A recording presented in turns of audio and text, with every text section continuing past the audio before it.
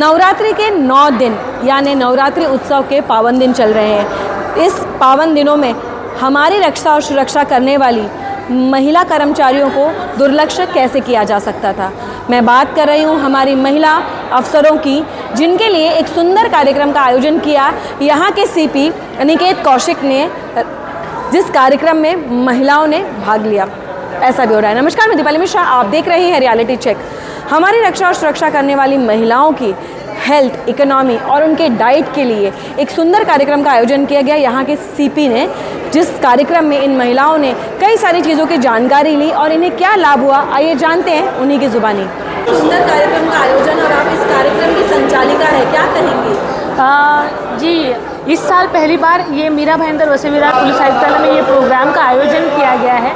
नवरंग उत्सव 2025 स्त्री शक्तीचा जागर, हाँ, अतिशय ये बहुत ही सुंदर प्रोग्राम है। इसमें हमारे जो कलागुण हैं, यहाँ हमारे जो अधिकारी हैं, पुलिस अधिकारी अमलदार हैं, उनके परिवार हैं, उनके परिवार में जितने भी माता भगिनी हैं, उनके लिए ये बहुत अच्छा प्रोग्राम ऑर्गेनाइज़ किया गया है। हमारे जो पुलिस आयुक्त हैं श्री निकेत कौशिक सर, तो इनके विचार से ये प्रोग्राम का आयोजन आज किया गया है।